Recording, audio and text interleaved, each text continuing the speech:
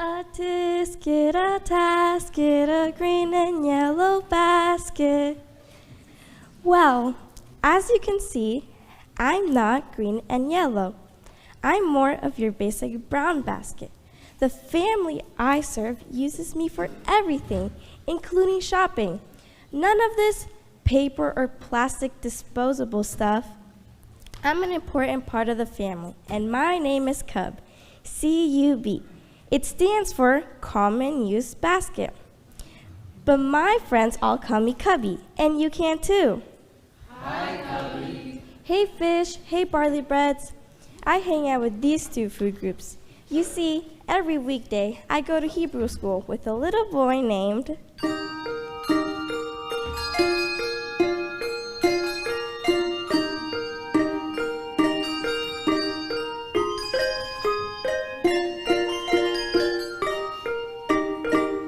Wrong. My little lad is named John, Jacob, Abraham, Matthias, Jeremiah, David, Joshua Goldstein. But I call him Jake for short. Jake's mom lines me with a clean cloth napkin.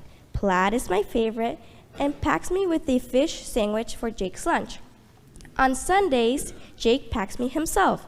We go fishing or climb sycamore trees or practice shooting rocks into the creek with Jake's new slingshot. It's a King David Series X1151 Special Edition. Ooh. How right you are, basket buddies. Jake's proud of that slingshot. He's good with it too. That's why I was surprised at something that happened a couple of weeks ago.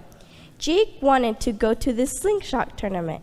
The grand prize was a complete set of David and Goliath trading cards, but the tournament was on church day.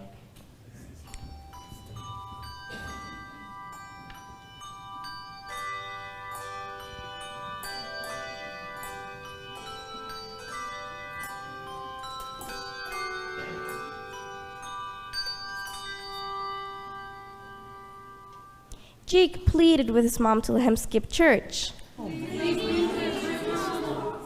But Mom had her priorities right. She said being honored with a pack of cards didn't compare to honoring God. And that was that. End of discussion. Yes, Mom. However, she did make Jake an extra big picnic lunch. 2 whole fish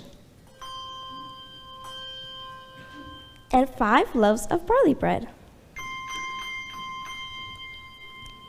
Jake's mom was in a big hurry to get to church. A really popular preacher named Jesus was speaking that day, and she wanted to get a good seat. She wasn't kidding. When we got to church, there were thousands and thousands and thousands of people. Finally, the deacons had to set up extra chairs in the Salmart parking lot next door. Jake's mom let him go sit up in the front with his friends. He put me down by a basket named Catch-All. That was one excited basket.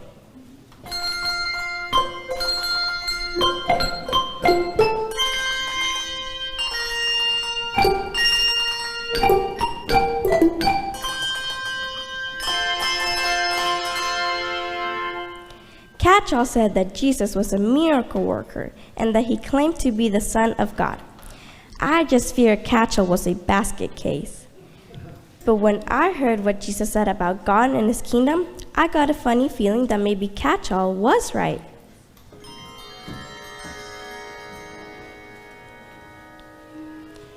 Jesus was a good preacher, all right, but he was also long-winded. He kept preaching through lunch, snack time, high tea, past supper, and dessert. Everyone had eaten their picnic lunch a long time ago. Well, almost everyone. Go on, tell them. Everyone but Jake. I guess he was tired of fish sandwiches. Maybe he ate out of some other boy's basket. He forgot all about me.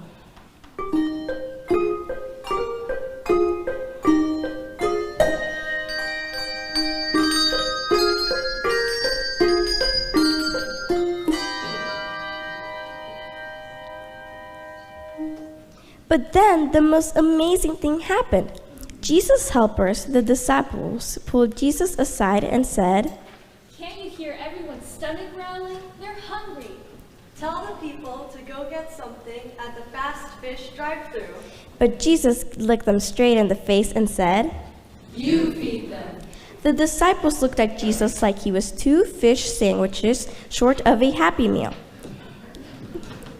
They knew it would take over 6 months' salary to buy enough fish sticks for all those people. They told Jesus they didn't have that much money. Jesus gave them one long look. What do you have? He asked. All of a sudden, someone yanked my handle. It was Jake. He'd been listening to the whole conversation. He ran up to the disciples and said, Here, misters, Jesus can have my lunch. It's not much, but it's all I have. What happened next was so incredible that it still unravels my weave. Jesus lifted me high, looked up to heaven, and prayed that God would bless Jake's lunch. Then he set me down, reached in, and brought out one of the 5 barley breads.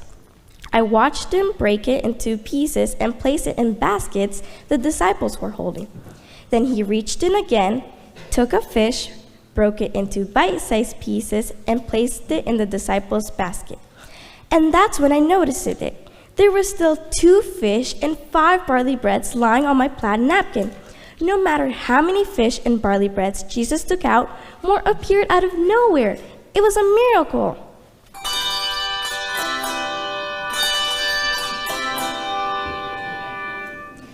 The disciples passed around the baskets and everyone had a helping.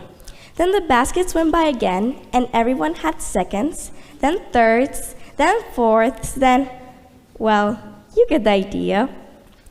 When everyone was bursting at the seams, the disciples took up 12 baskets of leftovers, including me. I've never held that much food in my life. When Jake and his mom got home, they put the leftovers into 20 sandwich bags and stuck them in the freezer. And do you know what Jake found at the bottom of my basket? A complete set of David and Goliath trading cards. Nah, I'm just kidding about those cards. What Jake did get was a memory of a miracle and the truth behind it. When we give Jesus all that we have, even if it's just a little bit, he will make it more than we can ever imagine. Uh-oh, there goes Jake's mom to the kitchen. She's at the freezer. Ooh, these frozen leftovers are tough on the old basket weave. Maybe I should have Jake's mom look into paper or plastic.